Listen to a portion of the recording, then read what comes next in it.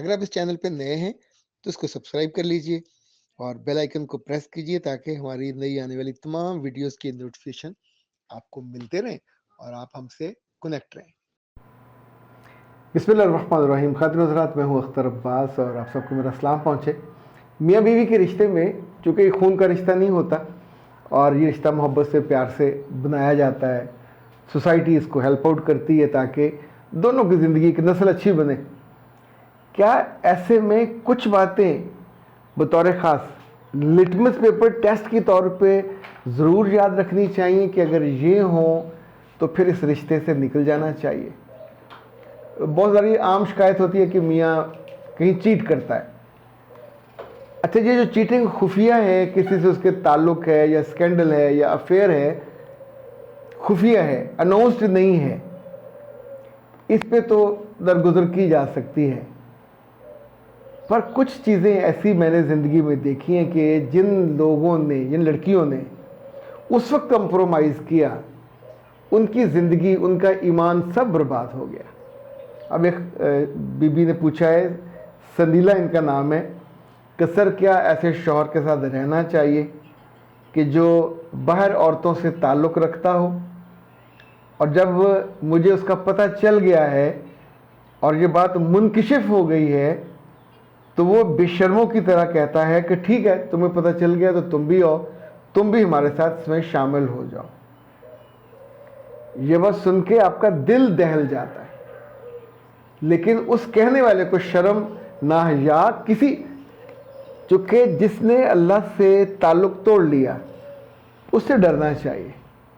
जिसने अल्लाह की बगावत के रास्ते पे कदम रख दिया, जो मुनकिर होगा अल्लाह का और रसूल की हदायत का, उनके पूरे ज़ाब्ताए ज़िंदगी का, उसके साथ वो कितना खूबसूरत हो, कितना अमीर कबीर हो। मैं ये बहुत डर के आपको इसलिए बता रहा हूँ कि मैं कम से कम 2 ऐसी ख़वातीन से चंद बरस पहले मिला जो मेरे ऑफिस में आई, बहुत ही डिसेंट, अच्छी, गुड लुकिंग। फिर जब उनके आंसू बहना शुरू हुए तो उसने कहा कि मैं अपने मियाँ की वजह से एक साहब से मिलने जाती हूँ और 1.5 लाख रुपया महाना उससे लेती हूँ, और मेरे मियाँ ने मुझे दलील दी कि हमारे बच्चे हैं, हमारा घर है, अगर तुम कुछ एक उसके साथ रात गुजार आती हो तो क्या फ़र्क पड़ता है, हमारा तर्ज ज़िंदगी बेहतर हो जाएगा, बच्चों को अच्छी सहूलत मिल जाएगा। अच्छा, एक लुकमाए हराम ज़िंदगी हराम कर देता है। हम उन बदकिस्मत लोगों को जगह जगह देखते हैं कि जो हर चीज़ अल्लाह से मांगते हैं, लुकमाए हलाल नहीं मांगते। लुकमाए हराम अगर वजूद में, खून में दौड़ रहा हो तो बानो आपा तो कहती होती थी कि ये आइन्स बदल जाते हैं, लिटरली बदल जाते हैं। आपका देखने का नुक्ता निगाह बदल जाता है, आपका दोस्तियों का नुक्ता निगाह बदल जाता है, आपके ज़िंदगी के मामलात बदल जाते हैं, चीज़ों का अच्छा बुरा होना, इवन आपको हर वो चीज़, हर वो वैल्यू और हर वो फ़र्द जहर लगता है कि जो आपको उस गुनाह से और बदी से रोक रहा हो। तो बेटा, ऐसे मर्दों से उनको दूर से साथ सलाम करने चाहिए। उनके साथ एक रात भी सोना आपको किसी बड़े अजाब से, किसी बड़े दुख से दो चार कर देगा। आप भूख से नहीं मरोगे ऐसे बंदों से उसको छोड़ने के बाद। बेदीन को, मुल्हिद को, अल्लाह का इनकार करने वाले को, अल्लाह की हदों को तोड़ने वाले से रिश्ता तोड़ देना चाहिए।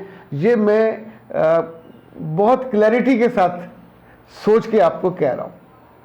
मुमकिन है कुछ लोग कहें कि उनके साथ बंधे रहें, पर ये याद रखिएगा, आप बंधे रहोगे, घिसटते रहोगे और एंड ऑफ द डे, यानी जानियों के साथ ज़िंदगी गुजारने वाले लड़के, उनके ग्रुप में रहने वाले, एंड ऑफ द डे वैसे बन जाते हैं। जितनी बच्चियां पेरीफ्री से लाहौर में आके बाकी बड़े शहरों में जाके बर्बाद होती हैं, ये अपनी उस क्लोज दोस्तों के या रूममेट की वजह से या क्लोज दोस्तों के सर्कल में कि जो गुनाह को गुनाह नहीं समझती।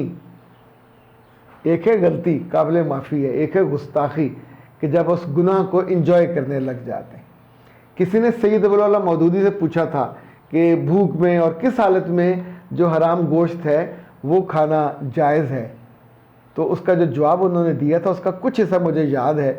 उन्होंने कहा था कि जान बचाने के लिए उतना सा लुकमा, ये नहीं होगा कि तुम उस हराम के लेके बड़े बड़े टुकड़े तो आके उसके कबाब और सालन और मुतंजन और सारी चीज़ें बना रहे हो, ये नहीं होगा। यानी उतना से लेंगे जितना आपका वो वक्त गुजर जाए, उसके फ़ौरन बाद आप हलाल की तरफ जाएंगे, ज़िंदगी बचाने वाली चीज़ की तरफ जाएंगे। वो सारी बच्चियाँ, खुदा न खास्ता, अल्लाह न करे किसी को इस दुख का सामना करना पड़े, तो ऐसे बदबख्तों से आपको अपनी ज़िंदगी की जान छुड़ा लेनी चाहिए। इनका लिहाज करोगे तो आपका अपना ईमान जाएगा, और ईमान चला गया, जितने मर्ज़ी आप खूबसूरत हों, जितने मर्ज़ी प्यारे हों, दिल बंजर, वीरान, रूह आपकी बर्बाद, तो पीछे बचेगा क्या? किसके लिए ये बंदा कर रहा होता है?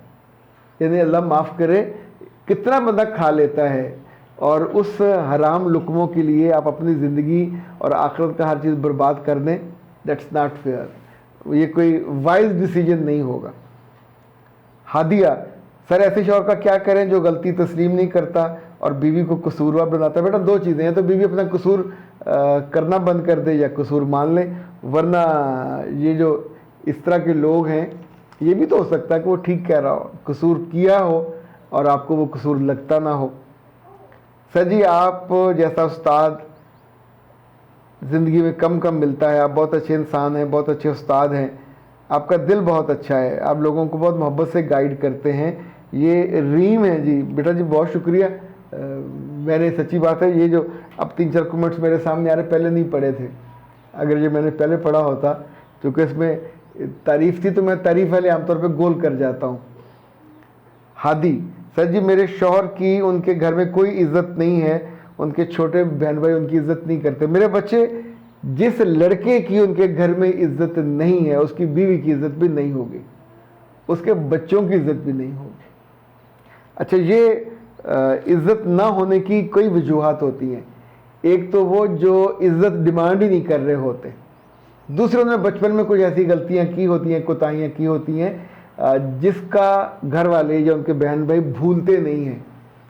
तीसरा ये कि उन्हें उसकी अकल के बारे में, उसकी दानिश के बारे में, उसकी दानाई के बारे में हमेशा शक होता है कि ये बेवकूफ़ है, इस पे बोझ नहीं डाला जा सकता। आप सोचिए, अगर आप बोझ डालें तो 12-14 साल का बच्चा भी घर का बोझ उठाने पे तैयार हो जाता है। लेकिन ये जो दुख आपका है मेरे बच्चे, उस घर से आपको दूर होना है। अच्छा, ये आप अगर करोगे तो फसाद फैलेगा, आपके मियाँ को समझ आएगी, मियाँ का दिल चाहेगा कि मैं ये करूं, तो फिर शायद आप इस अजाब से निकल सकोगे। रिजवाना ने पूछा कि मेरी शादी के अभी चंद महीने रहते हैं, मेरे जिस्म के कुछ हिस्से ब्लैकिश हैं, तो क्या कुछ ऐसा इलाज हो सकता है? बेटा इसका अभी तो बूटेक्स के इंजेक्शन हैं, वो भी हो जाते हैं। किसी आप जो एस्थेटिक्स वाले सर्जन हैं जो इस तरह की ट्रीटमेंट करते हैं, हर सर्जन नहीं कर सकेगा, वहाँ से देख लीजिए। और थोड़ा आपको ढूंढना पड़ेगा कि आपके काम की कोई खातून मिल जाए, चूँकि ज़ाहिर है दोनों हिस्से ये बहुत सेंसिटिव और नाजुक हिस्से हैं, तो आप मर्दों के सामने तो आपको खोलना भी नहीं चाहिए। दूसरा, अगर आप पाकिस्तान हर्बल से मंगवाना चाहें तो इनके पास अंडर आर्म्स वाइटनिंग मास्क है, ऑल टाइप ऑफ स्किन्स, 250 ग्राम का ये होता है। इसे आपने ये डॉक्टर नौशीन का बनाया हुआ है और ये आप यूज़ कर सकते हैं। 2-3 माह में इसके बहुत अच्छे नताइज आते हैं। और ये दूध के साथ लगाना होता है, बाद में आपको इसके साथ मिलती है वो भी रोज़ वाटर भी, उसका स्प्रे करना होता है। और दूसरा वजाइनल वाइटनिंग मास्क है, ये उससे थोड़ा मुख्तलिफ होता है, इसका कंटेंट, उसका फ़र्क है दोनों का। और ये भी वाइटनिंग, जहाँ ये जल्द बहुत सेंसिटिव होती है, तो ये भी मंगवा सकते हैं। और 0300-041-9942 ये पाकिस्तान हर्बल का नंबर है। ये दोनों प्रोडक्ट्स पाकिस्तान हर्बल के हैं और इनसे मंगवा लीजिए, तो अल्लाह खैर करे, आपका मसला हल हो जाएगा। अख्तर अब्बास को दीजिए इजाज़त। अस्सलाम वालेकुम।